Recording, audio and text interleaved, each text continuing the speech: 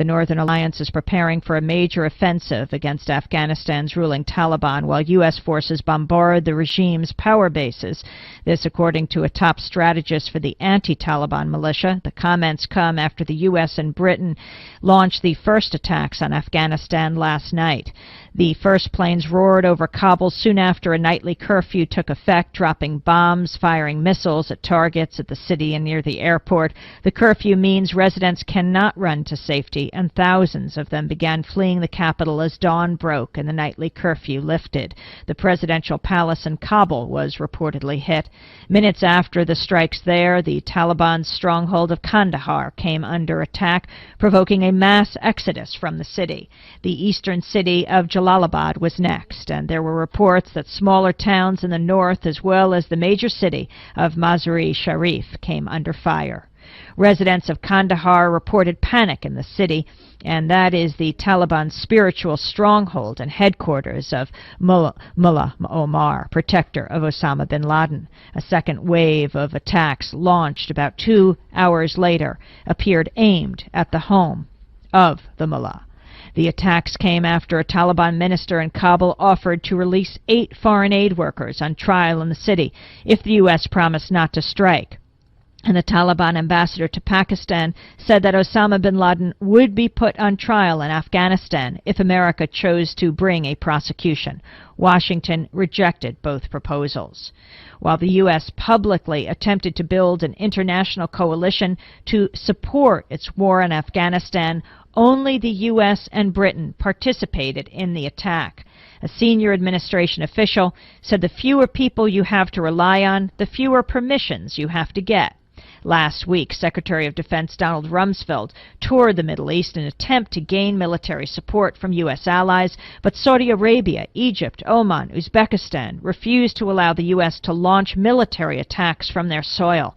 Last night's strikes were launched from aircraft carriers and submarines in the Gulf, the British base on the island of Diego Garcia, and from bases in the U.S. Midwest. The attacks involved 15 bombers, 25 strike aircraft, and 50 sea-launched Tomahawk cruise missiles, according to a Pentagon spokesperson. Today, NATO members agreed only to send 5 surveillance aircraft to the U.S. to free up U.S. aircraft for counterterrorism operations elsewhere. U.S. military sources say the bombing, which Washington carried out with the help of British military forces, will carry on for several evenings to come. And the U.S. Defense Secretary says the conflict could take several years. Yeah, that last part's a kicker. So my name is Ben Burgess. This is Infinite Argument. No Kelly tonight, but I'm joined by our graphic designer, J. Andrew World, as well, of course, as our and Jacobin's producer, Cale Brooks. And in a little while, I'm going to be talking to Daniel Bessner and Derek Davison, the co-hosts of the American Prestige podcast, and which means, of course, this could be a very, very foreign policy heavy episode. And obviously, we're going to be talking a lot more Afghanistan then. But I wanted to just start out with that open about the beginning of the war, because it is really striking to me.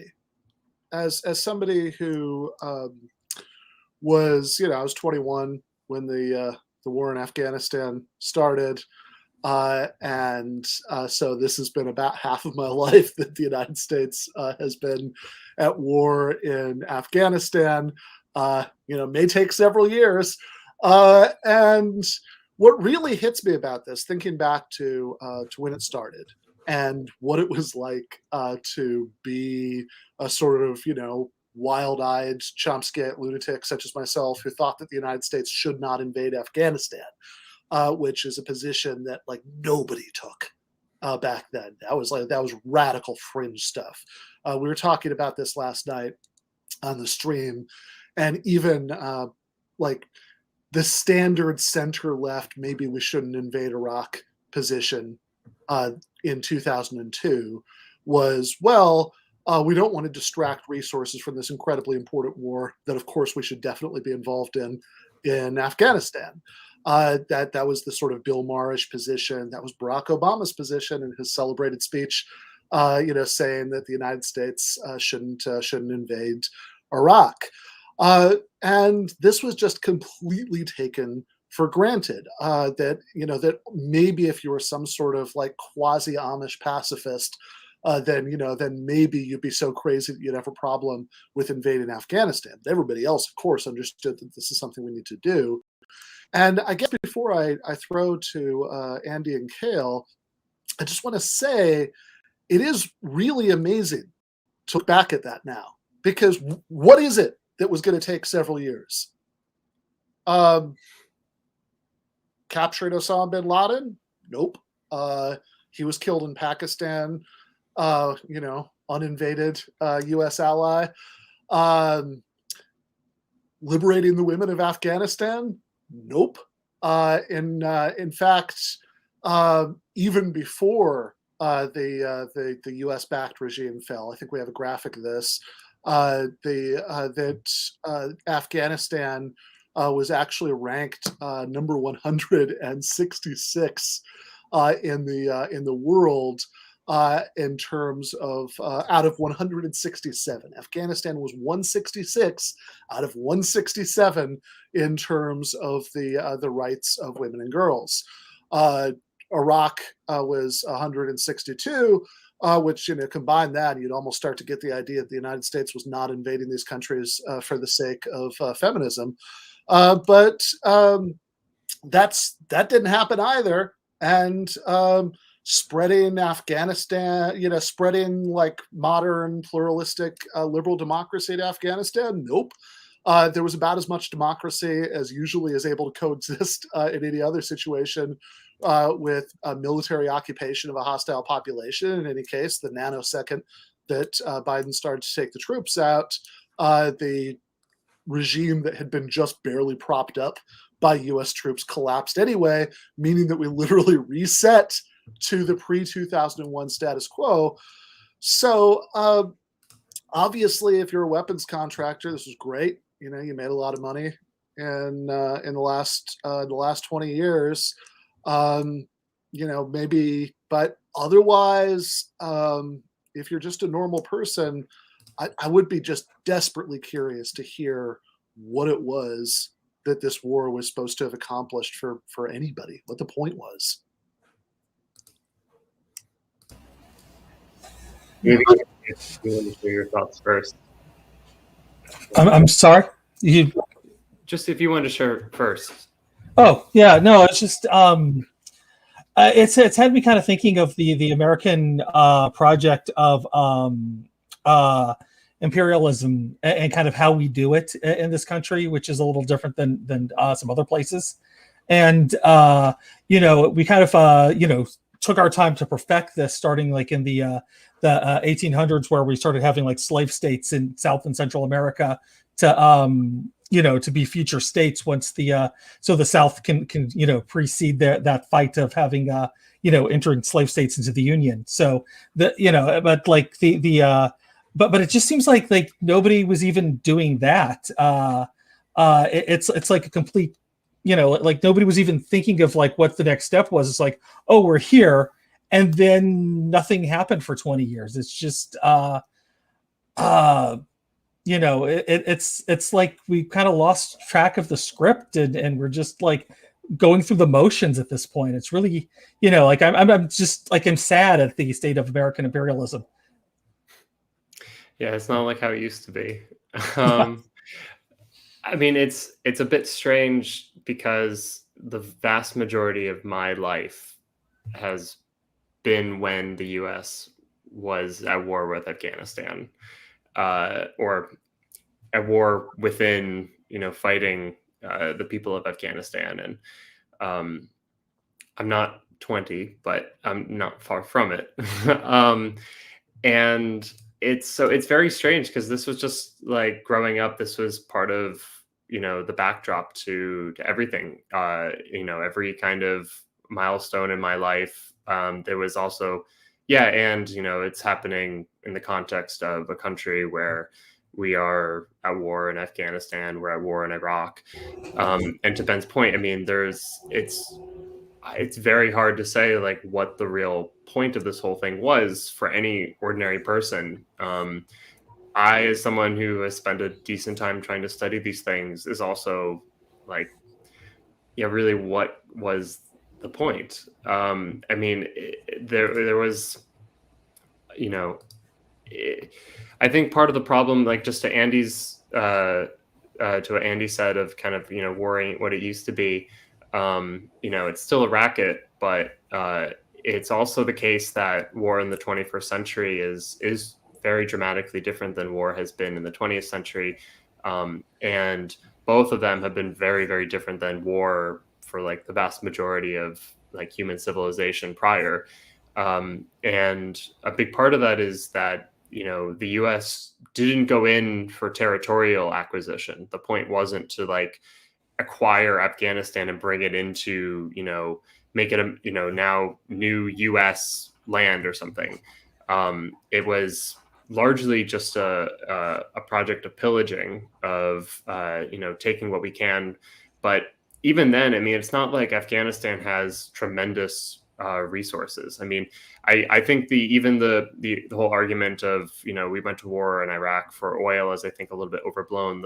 The point for both of these situations was largely American hegemony, and it was a political decision of, a big part of it was kind of flexing American power in an age where it's increasingly clear that the U.S. does not have total, political and economic hegemony in the way that it did for the second half of the 20th century. And countless people have, had their lives destroyed from our involvement in this country. And the U.S. is not more of a hegemon than it was in a turn of the century. It's arguably far less. I mean, that's where you see these schisms with Iran in the region, over, who really has kind of regional control over politics and markets. And that's why, we continue to bolster the Israeli government, the Saudi Arabian government of trying to flex our influence in the region. But it's so clear that, and I think it's become especially clear for the ruling class, that this is just nothing but a boondoggle. They're not getting anything out of this. The Trump administration prolonged this in a way that probably, hate to say it, but if the Democrats were in office, I would guess that like the successor to Obama, which would have been Hillary, despite the fact that, yes, she's obviously a hawk and more of a hawk than Obama. My sense is the Democrats probably would have decided to wind down, this war earlier. And I think Trump probably prolonged, just out of, I think a lot of the Trumpian foreign policy was fueled with like, just an extra layer of hubris. That's part of like leaving the Iran nuclear deal. And, but it's, to me, it's an interesting moment, because in some ways, like putting the Trump administration to the side, this has all been kind of on a trajectory since the beginning of the 21st century. And it's not really clear what, American foreign policy continues to be, outside of things like, and the problem is that it ends up becoming even more covert, even more brutal in, in the usage of technology, of, highly advanced weapon systems, of, private contractors, that more and more of the conflicts end up in the shadows, as, the American empire kind of flails around, not really sure where it's actually going. So it's a good thing to see us leaving, but it's also, there's no like, immediate cathartic like resolution to this, I think is what I'm trying to express. No, for sure. I mean, I think that if you do read it as a gangsterish display of power, above all else, this is a, this insignificant country, crossed us, and and like this is just a way of asserting general American hegemony, then that too goes on the list missions not accomplished, because Right. this is anything but an effective display of American hegemony. That you spend 20 years in this pre-industrial society and you lose. That sends a pretty bad message there. But I'm glad that you brought up the point about Trump. This actually transitions us to the next thing, which is that as some people may remember, although it's been a couple of weeks since we talked about it, there is this debate hosting website called Town Circle with an S, where you have as well as hosting debates, they do this thing where to incentivize people to agree to them. They have they do fundraising for charity. So the pledges go through if the other person agrees. And the person they kind of when they approached me to see if I'd be interested in doing this, the person that they talked about was one Charlie Kirk, and soon to be friend of the show. yes, friend of the show, Charlie Kirk. Soon to be, yeah. And first I was like, I don't know, Charlie Kirk, but then when I thought about it, I think that there is actually a reason why this would be good. This would be a worthwhile change of pace to debate Kirk. Given the kind of debates that I usually have. So there's this video. They interviewed me about it a little bit. And we are going to play that right now. I should note that the interview was over a week ago. I don't remember exactly. And more money has been raised since then. It's at this point, I think the amount of money that's been raised, if Kirk agreed to this discussion, would pay for about 4,000, a little over 4,000 meals for people who need them. So it's seems like he has a chance to do a good thing here, and whatever. It's just talking. Nobody gets hurt.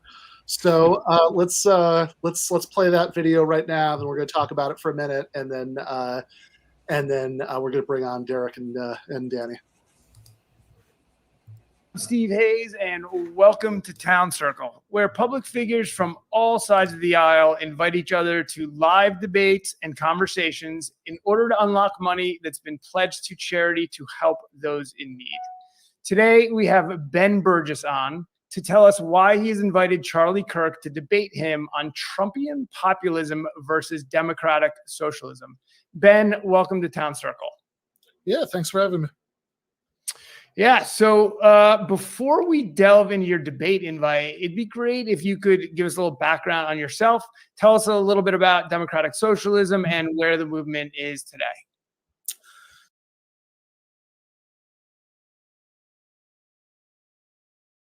Steve Hayes, and yes, my day job. That's my day job. I am a philosophy instructor. That's my day job.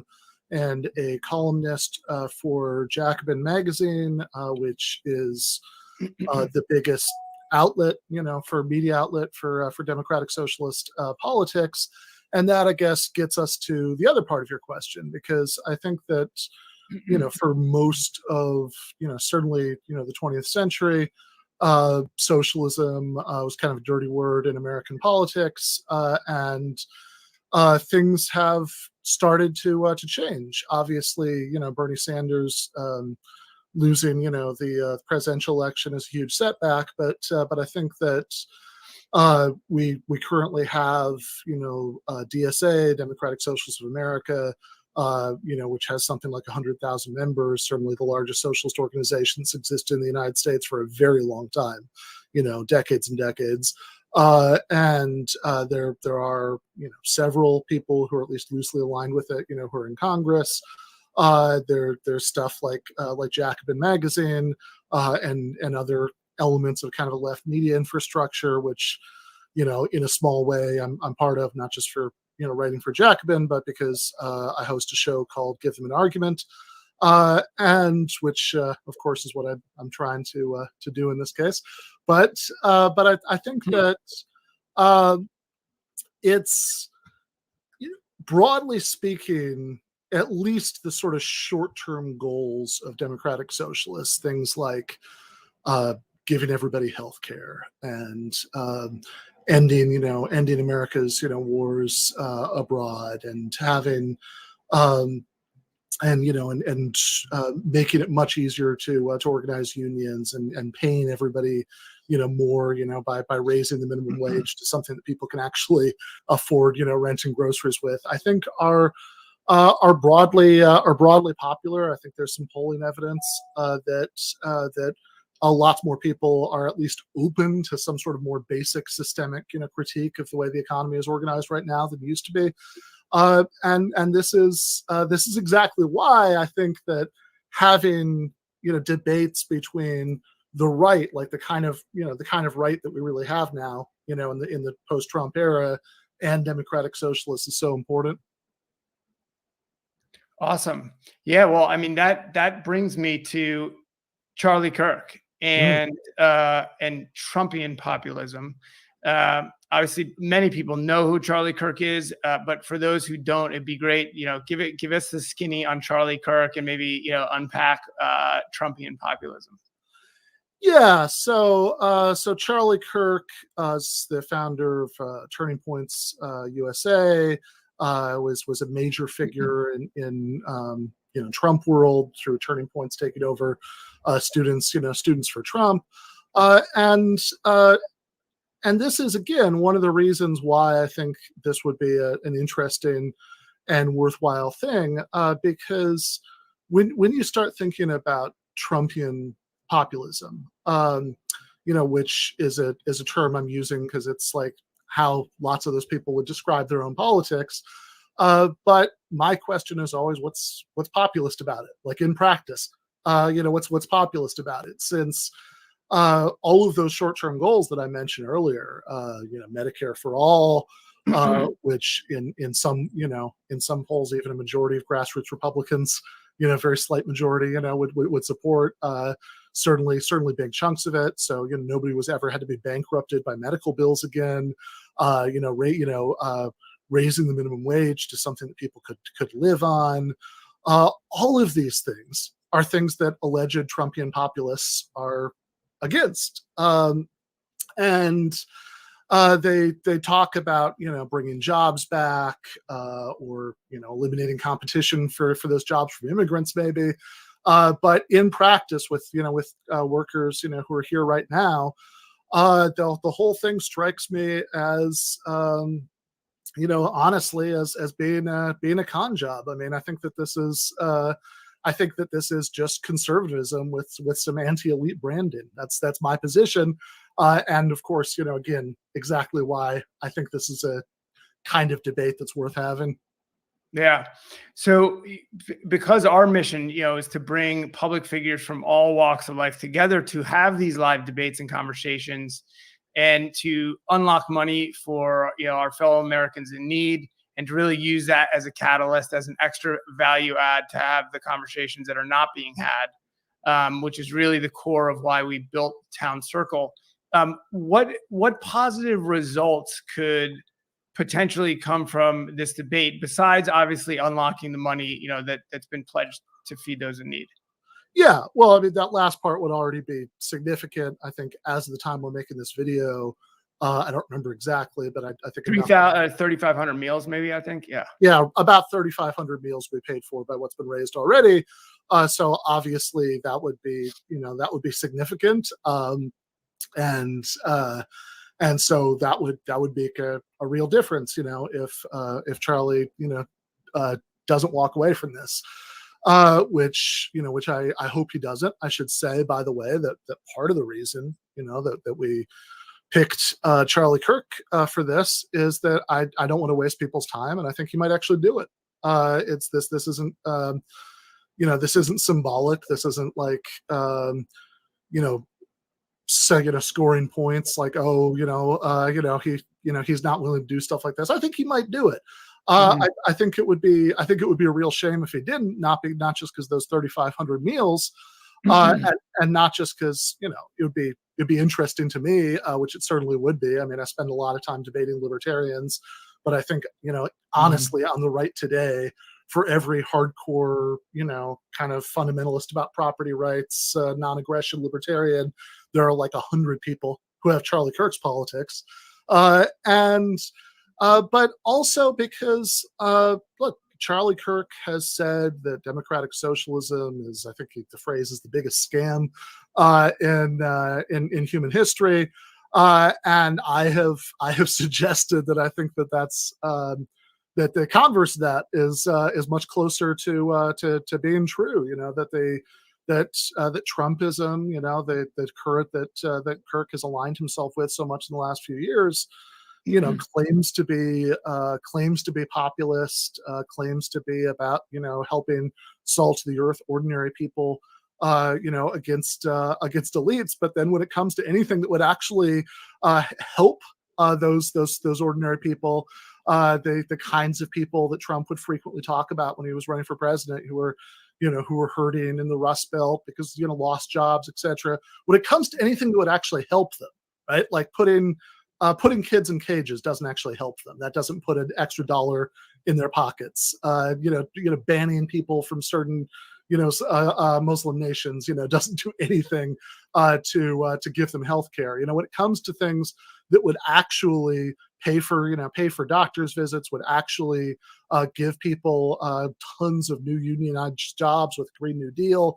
anything like that, Kirk and the rest of the Trumpists seem to be against it. So I think that it's one of these things. Very easy to say, hey, I think you're full of shit.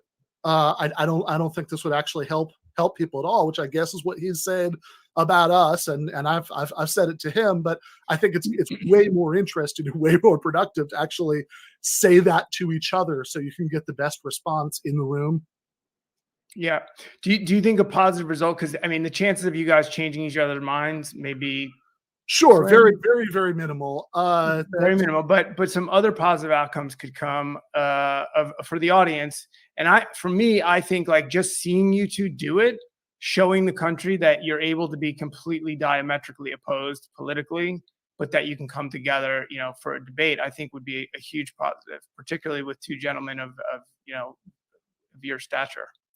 I mean, look, I think that the purpose of debate is almost never to convince the other person, on the stage, if it's in person, or in the other half of the YouTube screen, if it's not, because most of us realistically, people do change their minds, and they change their mind as a result of arguments, but it's a slow process. And, and generally speaking, by the time you've gotten to the point where your life is devoted to advocating for what you believe politically, you're pretty emotionally invested in it, and it's going to, people do change even at that level, but it's slow. It takes some time. That's not really, I think, the immediate goal. I think the immediate goal is to reach out to whoever can be reached in the audience, and that audience right now, I mean, media is so spectacularly segmented right now that the audience is never going to be the same audience unless you're talking to each other. That's the only circumstance under which, people who would listen to what Charlie Kirk have to say, people who would listen to what I have to say, by and large, are going to be in the same, in the same audience. And so I think that's tremendously valuable. I mean, obviously, I'm confident in my ideas and in the force of left's arguments. So I'm confident that would be much more good than bad for me. I would assume that that he would have the parallel confidence. But regardless, I think that it's something that convincible people in the audience might be convinced by, and just people who are who maybe aren't going to have any big shifts, but who are just curious about this stuff in the audience can learn from. Great. Awesome. Well, Ben, thank you so much for coming on today. We hope that we will be moderating this debate between you and Charlie before time runs out in, I think, 23 days from now. Just so you know, we'll be reaching out to him and his team about a week from now. We're going to start doing outreach to see if we can get an answer. In the meantime, obviously, we want as many people to pledge to increase the impact that Charlie can make by accepting your debate invite. But yeah, I just want to thanks a lot for coming on today to explain everything. Thank you. Okay. All right. So again, that's towncircle with an S .com/event/89. It's up to about 4,000 meals pledged so far. But just to make it maximally embarrassing if he doesn't do it, let's make that like 5,000 or 10,000. And I guess I just want to say, like, to underline what I said in the video. I mean, I've kind of joked before that I'm sure I'm still going to be, doing debates with hardcore libertarians where, like, I trot out, Matt Brunig's, point about arguments for the non-aggression principle being circular until I'm in my 90s and I have to be wheeled out on stage and I can't quite get it together mentally to remember why they're circular.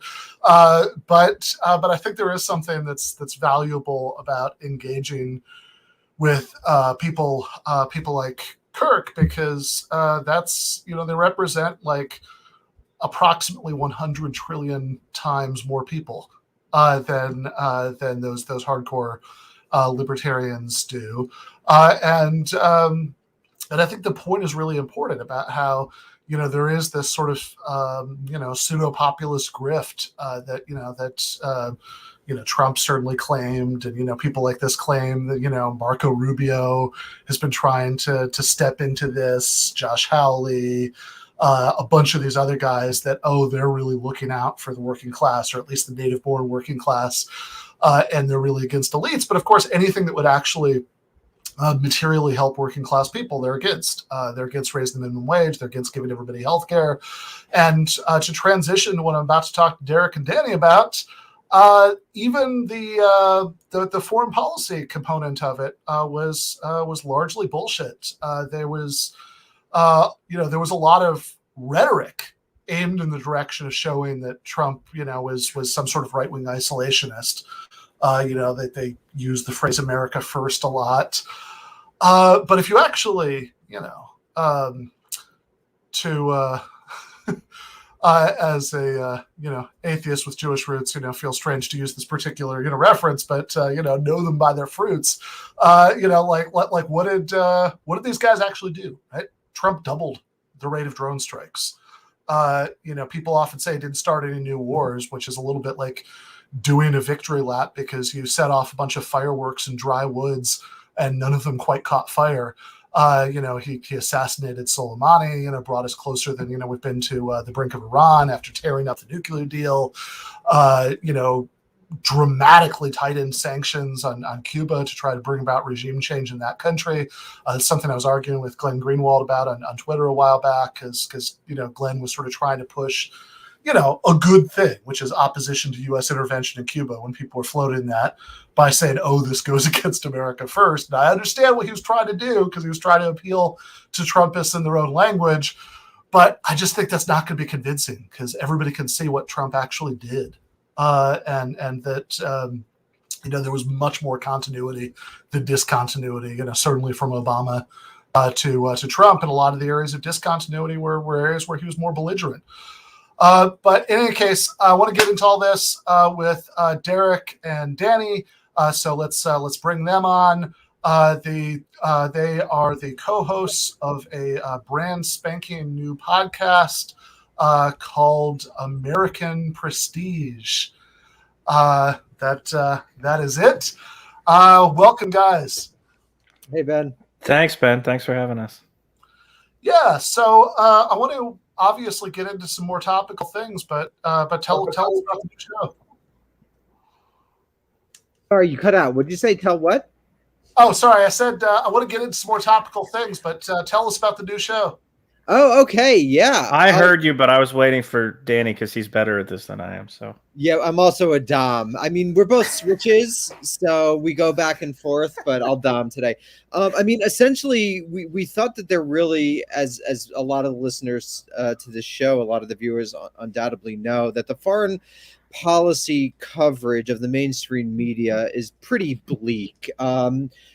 it sometimes the reporting could be good, but the assumptions that frame the reporting, the assumption of American hegemony, both military hegemony and economic hegemony, the idea that you really are able to trust the American state, the notion that world peace and prosperity and the future of the American people rests on American dominance, all of that really frames, we think in a negative way, how the mainstream media understands U.S. foreign relations.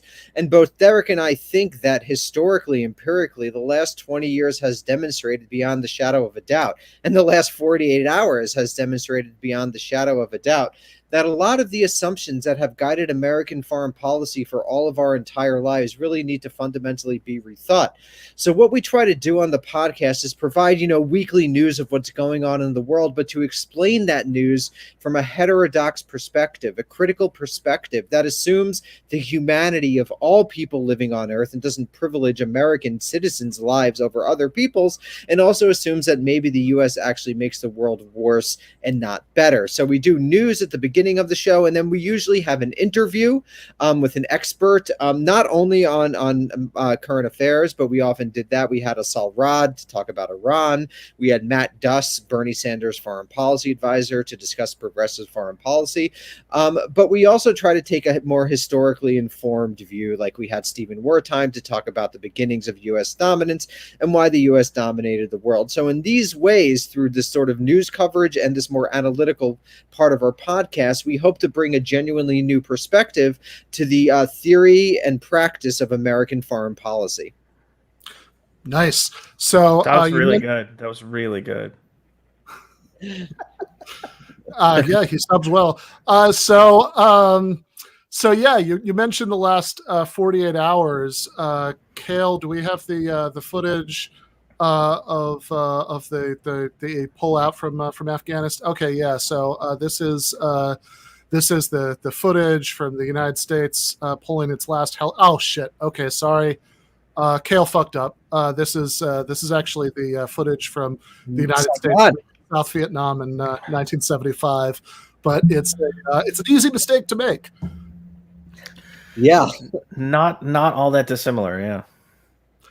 Yeah. So I mean, one of the things that that really strikes me about this is that this has been 20 years. Saying earlier that I'm for somebody who does left media, I'm old, and this is like half of my life. That the United States has been at war in Afghanistan, and a tremendous amount of money has been spent over the course of those 20 years.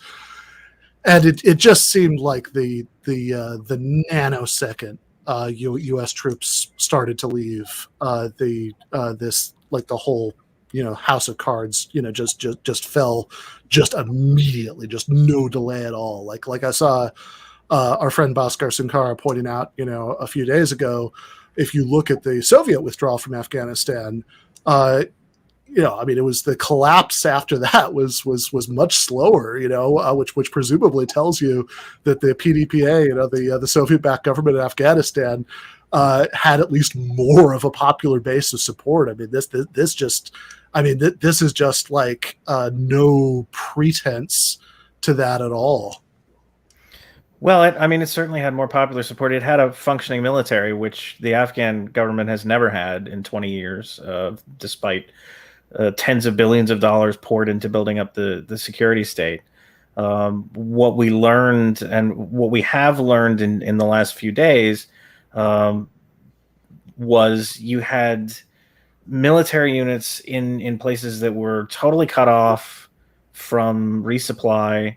We're getting, there's one police unit. I don't remember the details of this, but they got their weekly rations, and it was like one box of potatoes that were rotting. It was just a catastrophe. And of course, these people, when presented with the opportunity, there's a piece in the Washington Post yesterday about this. There were negotiations going on. I mean, the Taliban started, offering to pay for weapons, and those negotiations continued and expanded into, hey, if you guys, when the time comes, if you guys don't fight, you're not going to get killed. And of course, under the circumstances, you're in a military working for a government that has very little popular support anymore, doesn't control much territory outside of Kabul, with an officer class that is larger than the U.S. military's officer class, despite the fact that the overall military is much smaller than the U.S. military, that consists of a lot of, generals and high officers who have their hands out. The problem of ghost soldiers was a huge one. These non-existent personnel where the paycheck would just come and get kicked upsters. No show jobs, like on The Sopranos, basically. Yeah, exactly. No show jobs. jobs. I mean, that's what they were. Why would you, under those circumstances, put your life on the line to fight for this institution? It's it's not surprising, given all we've learned over the past, let's say even just 48 hours. It's not surprising how quickly this happened. And it's interesting. It reminds me, just very quickly, Ben, of the stories you hear in the very, very late Soviet Union. 88, 89, 90, 91, where things like you would order an army division to go somewhere and it just wouldn't. It's kind of, we talk about hyper reality in the United States, but it just shows everyone knew the Afghan government was not legitimate, that had no support, and everyone knew the second the United States left, it would collapse. And Derek could speak to this more, but we knew this with the release of the Afghanistan papers in 2019. This isn't a surprise, and anyone paying attention would have been able to predict with fair accuracy, as Derek did, what would happen once the United States left. Yeah, so actually, for anybody who doesn't remember that, the Afghanistan papers, can you just review that real quick? Yeah, the Afghanistan papers were reported by the Washington Post in December 2019, and basically, without going all into the nitty-gritty of it, the upshot was everything that the United States military, everything that the United States government had been saying about the war in Afghanistan for the previous 18 years was a lie. Every time the United States said, "Oh, the Afghan military is standing up, they're going to be ready to take on the mission," that was a lie. Every time, we talked about, restoring control, restoring the government control to different parts of the country, it was a lie. These were all lies, and they knew it. I mean, this is not like a lie caused by lack of information. Our government knew that none of this was happening, and still told the American people the opposite. And we, it generated like a few days worth of coverage, and people got upset. And I'm not saying I'm any better. I did the same thing. We all just kind of moved on. And granted, this was in the middle of the Trump administration, where you had 10 stories every week that would have been like an entire year-long saga in any other time in American history. And granted, it's Afghanistan, and there is a tendency to let this kind of thing wash over us at some point after 18, 20 years. But it still was, everything that you need to know about what's happening now was in the Afghanistan papers and the reporting about it. It's all, we knew this was going to happen. Yeah, I mean, which makes it like especially remarkable that okay, so this didn't come out until a couple of years ago, but certainly, I mean, there are lots of reports from way before then of like people. The Special Inspector General for Afghan Reconstruction has been doing this stuff since I think 2008, maybe. Quarterly reports, and every single time saying, here's $1 billion that got wasted on this. Here's $500 million that got wasted on that. And it's been a steady stream of those things. But again, it kind of fades into the noise in the background. And that's why I think you've got to be furious about it. When we talk about the sheer amount of money that was wasted on this fucking pointless, destructive war, and the amount of time we spent in this country arguing over $2,000 checks and forgiving student loans, it really makes you absolutely furious about where our country is in this moment. It's abhorrent and it's disgusting. And the fact that everyone isn't just tearing their hair out in shame and anger at all moments really boggles my mind. Yeah, I mean, like it really seems like more than anything. I mean, it's I mean, it's the well, you've used the phrase, I think, upcoming book, imperialist realism, which is, it's like the foreign policy analog to the capitalist realism Mark Fisher talked about, where you don't have, it's not that you celebrate capitalism and you love it, and you think it's the sort of unregulated, neoliberal hellscape is the best possible kind of society. It's just that you don't think that you could have a different kind of society. That's the that your entire experience has taught you that this is just the deal and nothing's ever really going to change, so why worry about it?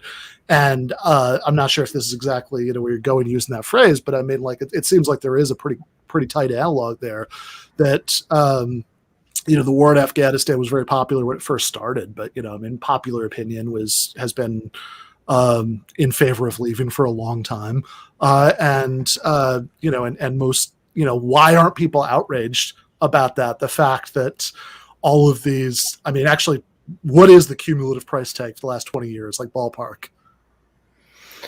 We'll probably never know, but I mean, I've seen estimates as high as $2 trillion when you roll everything in, the military aid, the humanitarian assistance, this governance support. At least if we want to stick to just security spending, I mean, we've spent, I think, $83 billion on the Afghan military, most of which now belongs to the Taliban in the form of vehicles and swanky weapons and things that the Afghan forces dropped as they were retreating, and the Taliban now own. Yeah, so I see there's an article from Kelseme from the New York Times from 2019, giving that 2 trillion estimate. And yeah, it seems like the reason that people aren't outraged that the $2 trillion that could have been spent on all those things that Daddy's talking about were spent on 20 years of roadside checkpoints and degrading people in house-to-house searches early on, and bombing wedding parties, death squads, as The Intercept revealed, real true crimes against people, making defense contractors and local mercenaries wealthy, developing infrastructure that enriched a lot of private corporations. It's just a total waste in every shape or form. People should be absolutely furious. Yeah, and so the question is, why aren't they? And I don't think that it's mostly that they think that. I mean, some people do, of course, right? But I don't think that the great bulk of people who should be furious about that aren't, because they think that that's awesome. And clearly, this is something that the United States should have done, and this was a wonderful use of all of that money.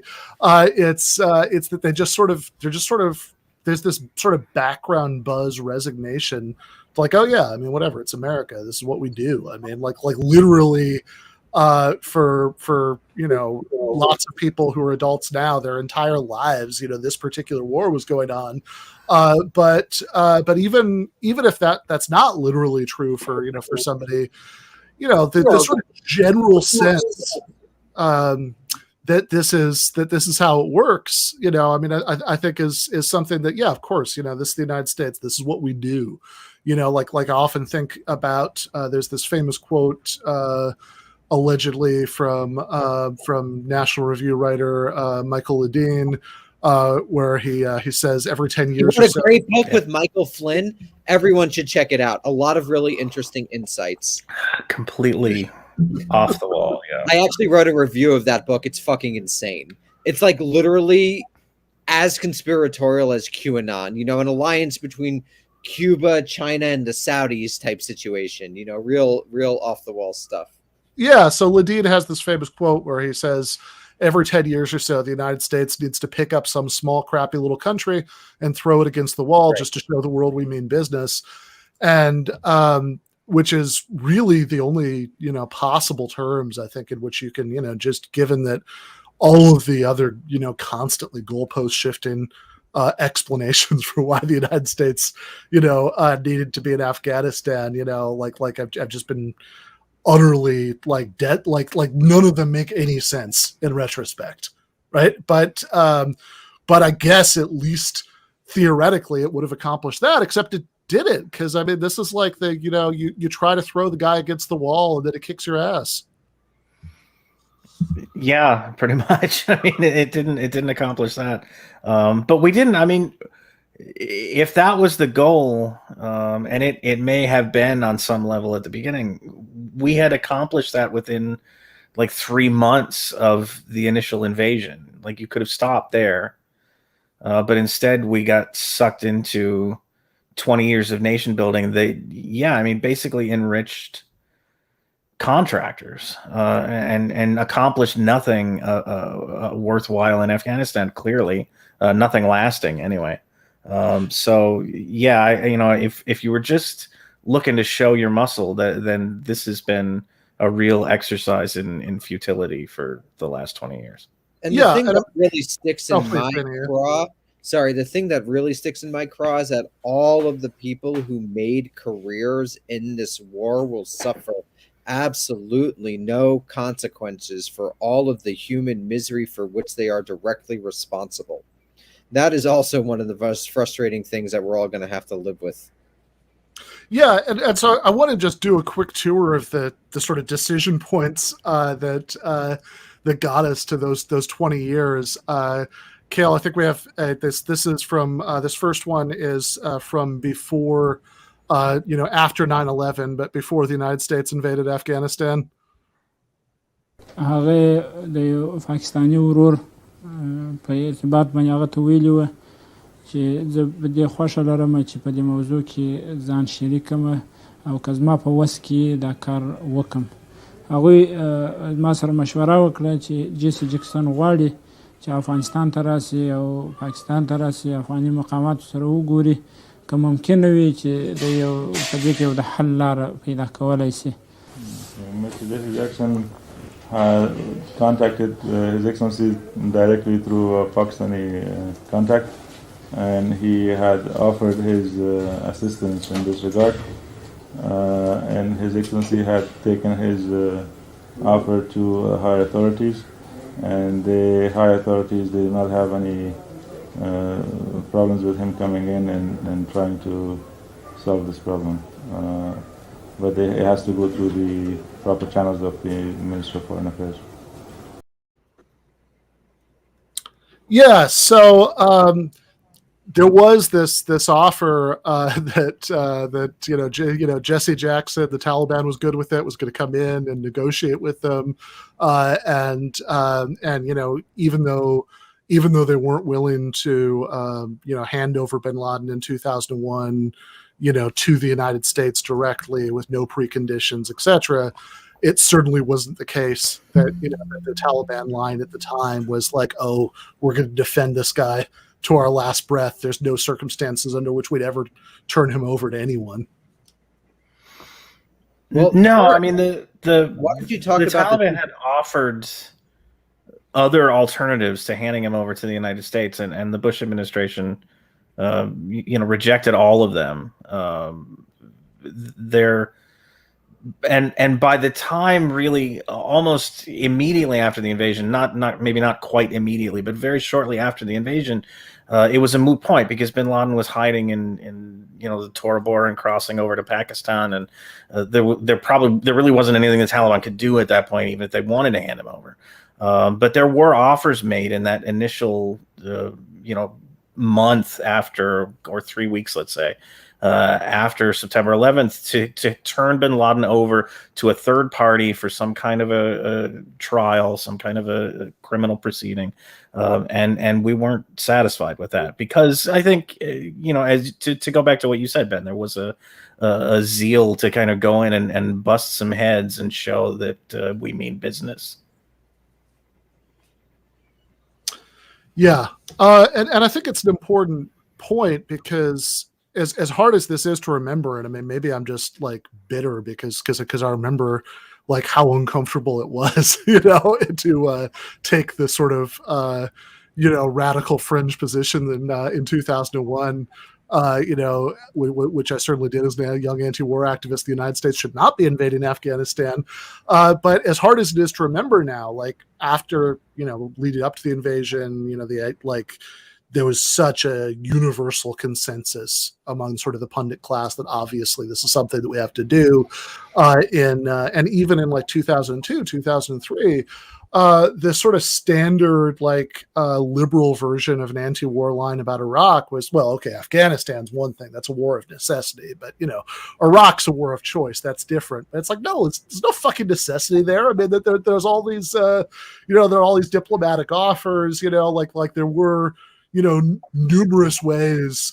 I mean, even aside from the wacky thought that like a country could refuse to extradite a criminal who killed people in your country, and then they would just do that, and there wouldn't be an invasion or bombing or anything, right? Like there are numerous people walking around Miami who've carried out acts of terrorism in Cuba, and that just that situation just persists. But I mean, even putting that aside, even for trying to move to turn Bin Laden over to a third party, have some sort of negotiated process for extraditing him somewhere, that was absolutely on the table before the invasion, and then later, there's the point that you brought up earlier, Derek, which is, okay, so you've made your point. You've thrown the guy against the wall. Why not just leave then? And if, people are thinking, oh, but, you can't do that because the Taliban comes back, whatever, which, we got after. You wouldn't want that happening. Yeah, God, imagine. God, who can only imagine that? Yeah. Yeah, exactly. But there's this article that Ryan Grimm wrote in The Intercept in 2017 that I keep thinking about now, where he talks. It's called the. Here we go. The Taliban tried to surrender, and the U.S. rebuffed them. Now here we are, where he basically makes the point that. That after the Taliban government initially fell and it looked like it had been thoroughly militarily defeated, then Taliban did what defeated factions and wars in wars within Afghanistan typically do, which is that they tried to negotiate some sort of surrender whereby the war would be over and they'd be reintegrated at some lower level into the power structure, which is the kind of thing that you do if you fight wars with people, but ultimately you have to keep living in the same country. But we wouldn't have that either. That also wasn't good enough. Yeah, and that, I mean, it's difficult to understand precisely why without the access to the archival documents, because there might be some bureaucratic interplay that we're not aware of. But I mean, to me, from what we know now, it just is such a profound example of American hubris, and the fact that this idea that I've kind of been beating on, that Derek, I'm sure, is probably annoyed with, but just shows the total political freedom for American leaders to do what they do, because there's just, most Americans aren't affected by the war.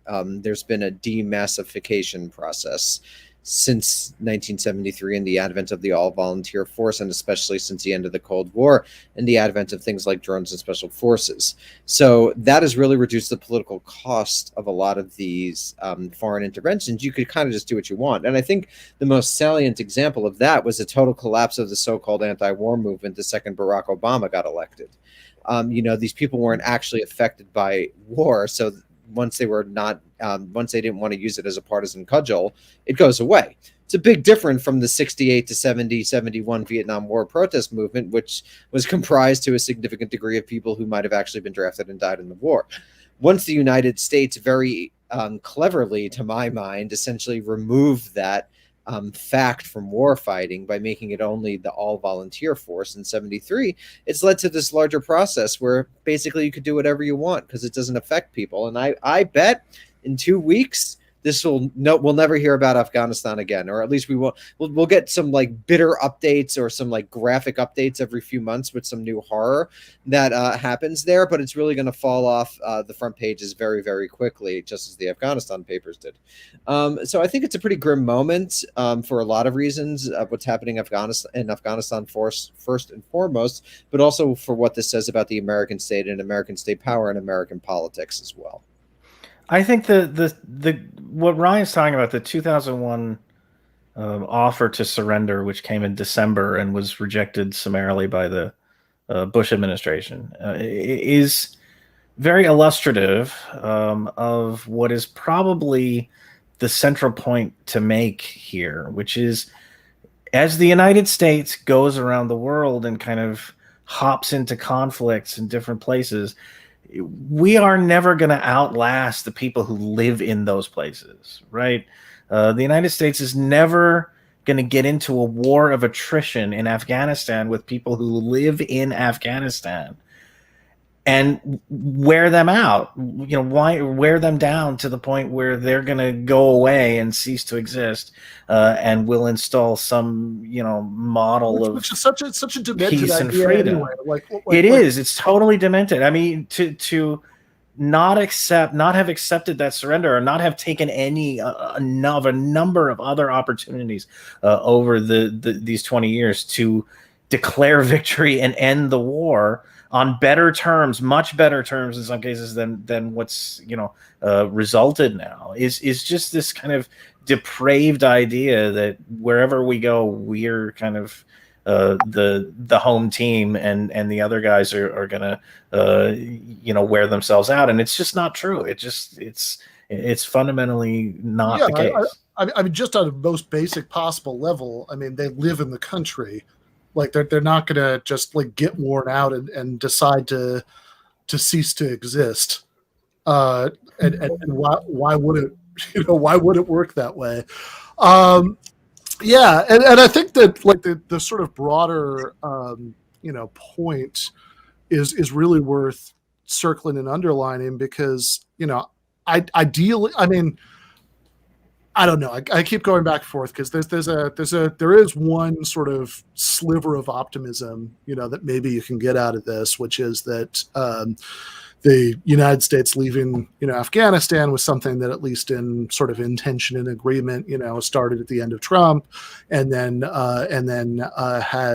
was brought to fruition under Biden, which does make me think maybe that the sort of demented neocons who would have liked the United States to be in Afghanistan for 200 years don't really have as much sway in either one of the political parties in the United States as we might worry that they did, right? I mean, even as like all of these neocons, as I've heard Danny point out elsewhere, have come home to the Democratic Party, once they sort of realized that the Republican Party wasn't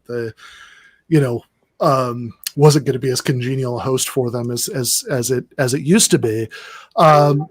And you certainly have lots of mainstream liberals who are happy to welcome them back.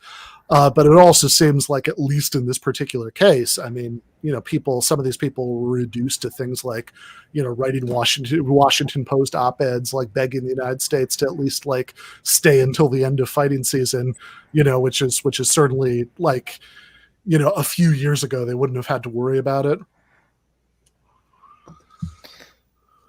Yeah, I mean, one of the interesting things I think you saw as Trump announced his deal with the Taliban last year, and as Biden kind of came in and said, we're not going to stick to that agreement strictly speaking, but we are leaving by. I mean, he initially said the 20th anniversary of 9/11. But I think you saw some of these folks, and I think of like Max Boot, for example, is the best, the one that comes to mind most readily. Dropping the pretense, like there was some pulling back the curtain and just kind of outright saying, look, this is an empire, and we have to police the empire. We have to police the frontiers. There's no getting around it. That's what empires do. And that's what Afghanistan is. And I think that's an argument that, like, pre-Trump, when neoconservatism, to a large extent, controlled the foreign policy discourse in the Republican Party, that is not an argument that you would have seen go to print, because it's not one that I think appeals to a lot of people. And it's one that's made in sort of desperation. Like, okay, if nothing else here, we have to police the empire. And, I do think that kind of thing may be a sign that In some circles, at least, that group is really scrambling to try and figure out what to do. Yeah, I mean, and yeah, I mean, I certainly hope so. That that these people are monsters who've helped to bring about a ocean of human suffering, and having them at least be disconcerted and having less influence is a start. I mean, I'd sort of prefer mass trials, but it's better than nothing. Baby steps. Yeah, fair enough. But I mean, I guess the point, like the sort of simple-minded point I was building to earlier, is just like this seems like there should be a lesson that anybody anywhere in the ideological spectrum with a sort of basic ability to process evidence and come to conclusions should be able to get to here, which is like, forget the morality of the 20 years of death squads and bombing wedding parties and all that stuff. Just in terms of capacity, I mean, the idea that the whether it should or not, the idea that the United States is able to remake a society like Afghanistan more to its liking, just like that's just clearly not true, right? I mean, you have this like largely pre-industrial society, and we just got driven, out. I mean, Ben, I would even go further than that. I think it's like a philosophical problem. Ultimately, there was this idea that arose around 1880 that one would be able to use in modern, like in the Foucauldian sense, techniques and technologies from social science to quantitative measures in order to reshape the world. And I think that idea like really informed the American elite's approach to politics. It starts with municipalization and local scales, which I think it's more able to be done at, but then it eventually enters a foreign policy arena with Woodrow Wilson and the redrawing of our first / only PhD president. He brings the modern tools of social science to things like good advertisement for never doing that again. Yeah. So I think like there's a fundamental like philosophical problem here, which is that like the idea that one is able to reshape in that way, which actually, I mean, to be honest, cuts across a lot of early 20th century left-wing thinking as well. I think the libertarians philosophically, the von Miseses and the Hayeks, had an insight, which is that like you cannot quantify social relations in an extremely meaningful way that you'll be able to like engineer society. They took it in an insane direction. But I would say that the last 70 years have demonstrated the difficulty of large scale social manipulation in the international arena like that.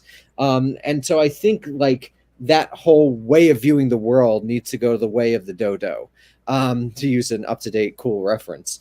I think that it's fundamentally misunderstood, and the United States was able to try to implement it during the height of its imperial ascendance after the fall of the Soviet Union. But I think it's a fundamental flaw in a progressive era ideology that continues to shape how we interact in the world. Yeah, and even as you say, like there's this sort of libertarian way of taking that insight to crazy places. I mean, we might not be able to totally re-engineer societies through military force, but we can engineer a healthcare system. We can do that. But like just the point about societies, I mean, it is really striking that we've had this sort of fall of Saigon-esque collapse in Afghanistan, and if we go back into the Wayback Machine to July, of this year, last month, you can find several U.S. politicians, the mayor of Miami, a few members of Congress, saying that the United States should have intervened in Cuba after the protests there, and that's it's just like really striking. Like what is it?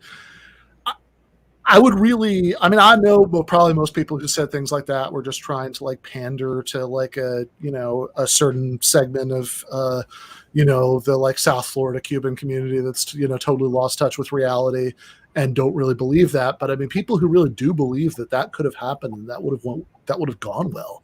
Right. I don't know. I mean, I'd love to know what it's like inside the mind of somebody who thinks that the United States could have invaded Cuba, or I don't know, somehow had some sort of proxy force topple, the Cuban regime, and that would have been better, and that and it would have led to, peace and stability and an American friendly, bourgeois democracy, and it would have been awesome. Yeah, it's hard to know. I mean, after the example of what happened in Iraq, after now the example of Afghanistan, it's hard to fathom. And I take a more cynical view about this to some degree, because I don't know how many people are really true believers in this stuff anymore, versus, they view this as still a salient justification for $750 billion military budgets, for private military contractors, for the we could talk about the military budget all day, but that this is still a way to justify massive investments in the state security apparatus domestically too. I mean, the war on terror mindset is still there, and it's just being sort of shifted over to other targets at this point. But the idea of surveillance and the huge amount of infrastructure and spending that goes into that, I feel like whether or not it actually works, I think is only a question that's relevant for a subset of the security state at this point. I think for the most part, it's just what can we use to sort of sell this perpetual state of war. I agree. I think now the last 10 or so years since Obama, I think we live in incredibly cynical times, like grotesquely cynical times. I agree with Derek. I think for most people in the foreign policy establishment, it's incredibly, they act according to incredibly cynical principles. I'm just talking about a broader social idea, which I think a lot of people still abide by, or at least want to believe in. Yeah, so this maybe brings us to a question that Ralph J.A. asked in a super chat. Thank you for that. Says, how do great powers, nation states, and geopolitics relate to class war? Does capitalism cause imperialism? Any book recs?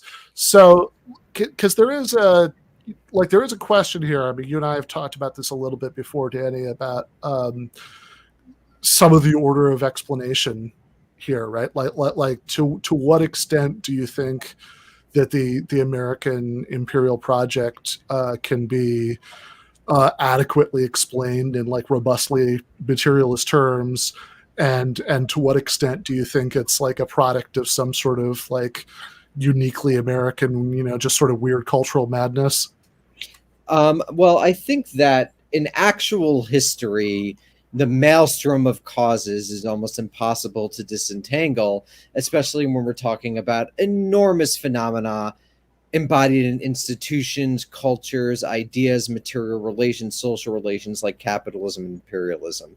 So I think in actual history, they go together and reinforce each other at different sites and locations, and you'd actually have to look at how they operate. And we don't have the great articulation of how capitalism and U.S. imperialism have interacted since 1945. We're much better on the flows of global capital and global capitalism than we are on how imperialism informs those. So in terms of a causal mechanism, I would say that settler colonialism from its beginnings relied on a regime of abstraction that necessitated expansion west, native genocide, exploitation of African labor in the American continent. And that a major cause of what the United States has done in the world is extractivist in ideology. From the United States' first explosion onto the world stage during the War of 1898 and seizure of the Philippines was to a large degree about creating an open door with Asia, what William Appleman Williams referred to as open door imperialism, as was the United States' dominance since the articulation of the Monroe Doctrine, if in name, not always in fact, over the course of the 19th century, the U.S.'s dominance of of the Western Hemisphere writ large. But I would say that there are multiple causes as to why the United States acts in the world as it does, particularly since the Cold War institutionalized a particular American vision of security, and the institutions were created by a generation of people who were traumatized by Nazism. And though they did want to, make the world safe for global capitalism and to extract resources from the world, there also was a genuine idea about security that was really important, and security perceptions. So I think they go together. I think ideas and perceptions of security and desires for material extraction and the dominance of capitalism both inform why the United States acts in the world as it does. I would not say that there's a one-to-one relationship, like a vulgar Marxist might put it, between desire for oil and American imperialism, even though desire for oil or for other types of resources, rare earth metals and things like that, is an important cause of U.S. imperialism. It is not the only cause. And in order to understand the workings of such a complex phenomena, we need to be attuned to its multiple modalities and locations. Derek? No, that question is Daniel's. That's not mine. That's not. Go. No. That I think was a very comprehensive answer. So okay. Well, maybe we could. I'll rest with what he said there. Fair enough. Well, maybe we could drill down a little bit, maybe there's a way, and I do want to get back to the book recommendations part of the question too. But before that, maybe there's a way to make the question more concrete, right? Which is, Danny just said that he thinks, he doesn't want to overemphasize desire for oil. So let's just think the war that we have mostly been talking about, Afghanistan, because that was a lot of, as somebody who was, involved in lefty anti-war kinds of stuff at the time, I remember hearing a lot of stuff about the pipeline, and certainly a couple of years later when Iraq was invaded, that was probably the dominant left narrative that mostly this was about oil. So for either one of you or both, I mean, what's how I guess just to put in a really bald-faced way, right? I mean, why did the United States invade these countries? Well, look, I mean, the invasion of Iraq, I think, was less about extracting oil for the United States than about maintaining or establishing a sort of hegemonic, really kind of system in the Middle East to ensure that the oil would flow, not necessarily coming here, although Donald Trump sort of crudely talks about going into these places and taking the oil, or he talked about that. But I don't think it was necessarily about let's go grab the oil and bring it to the United States. It was about let's go in and kind of put our imprimatur over this region that is important, decreasingly so to the United States. I mean, as a percentage of the oil that gets used here, the Middle East is less and less important, but it's still very important to other parts of the world, to China, which we view as a peer competitor, to places like India that we view as a potential partner in the Indo-Pacific.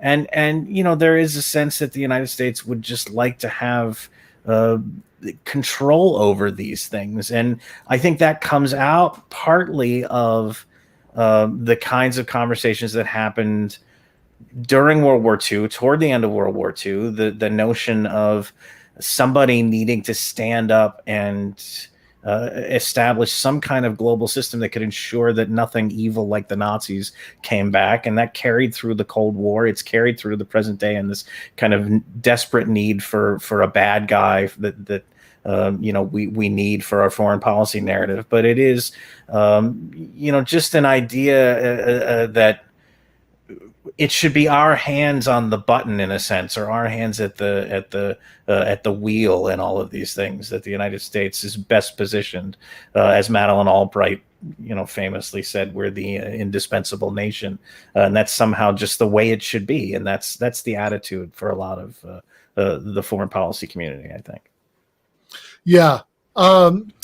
Yeah, and I think that's a useful distinction because I mean I think you can't, I mean just on the face of it, you can't leave the oil out of it. I mean, I remember actually Ari Fleischer, as the Bush administration press secretary had said that like he was asked a question, it's like basically, oh, a lot of your stated justifications for invading Iraq would go for North Korea. Why don't you invade North Korea?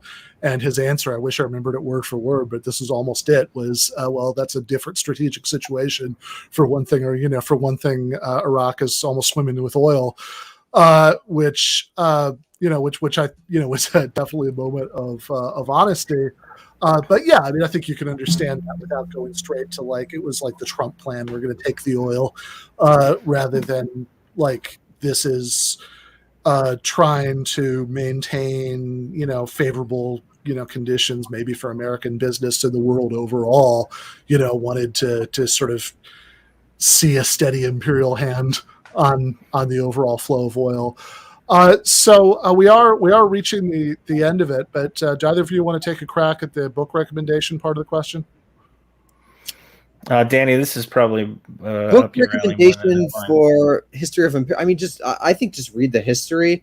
Sometimes you read too much theory on the left. Read Paul Chamberlain's The Cold War's Killing Fields, Rethinking the Long Peace. Read John Lewis Gaddis's Strategies of Containment. Read William Appleman Williams's A Tragedy of American Diplomacy. Read Lindsay O'Rourke's Covert Regime Change. Joan Hoff's, Hoff's, A Faustian Foreign Policy is a good book. And then also there's a new collection of Marilyn B. Young's essays coming out soon. And she was a great lefty scholar from NYU. So read all those and then get back to me. Then we can talk about theory. If anybody wants any book recommendations on Islamic history, I'm the guy for that. Danny handles the foreign policy book recommendations. Fair enough. Well, we should do an episode just about that. But for now, let's leave it right there. Thank you so much, guys. Everybody should check out and listen to American Prestige. New episodes coming out every Friday. So thank you both. Thank you. Thanks. And read Derek and Danny's article in the New Republic. The Afghanistan war was founded on lies. Some people are still telling them. Almost forgot that. So read them in the New Republic. Listen to American Prestige. Thanks, guys. Thanks, Ben. Bye. Bye. All right. That was Daniel Bessner and Derek Davison, co-hosts of the new American Prestige podcast, which everybody should check out. Meanwhile, if you are a patron of this podcast, give them an argument, and if you're not, you can go to patreon.com/Ben Burgess. But if you are, we are about to go to the post game for patrons. Just as a reminder, if you become a patron, you get this post game every Monday night after the main show. You also get a bonus episode that drops every Thursday. You also get access to the Discord server. We've done, Discord movie nights, group voice chats, lots of good stuff there. And most importantly, solidarity. It's, helps us do what we do here. So if you like the work, if you want to support it, please do consider becoming a patron. But meanwhile, we are going to go to the post game. It's probably going to be a little bit of a shorter post game tonight, but we are going to, we're actually going to talk, about something that somebody asked last night about Polanyi and embeddedness, and we're going to do, if you've ever watched the episode of The Simpsons where Bart becomes briefly famous for saying "I didn't do it," and he has he goes on various shows and stuff to say the line, say "I didn't do it." So just like Bart can say that line, Cale can talk about neo-Marxist state theory. So going to ask him to do that for a few minutes in the post game. Here, I'll make it even more enticing offer. We can do like Marxist theories of imperialism and why like most of them are flawed, and we need a new, better one. To Danny's point, like they're actually, you can theorize this stuff, but like there's not a lot of good theory. So maybe, I don't know, maybe we'll do none of it. Maybe we'll just watch The Simpsons with headphones on, and you won't get to hear it because it'll be copyrighted. But something, it'll be one of those three. You can watch our faces while we're laughing at the Simpsons episodes. We're listening. You time it at home. So that's something everybody could enjoy. All right. Probably it's going to be some combination of the first two things, not the third one, but we will see. So for people who are patrons, I'll see you in the post game. For everybody else, I will see you next week. Left is best. Left is best.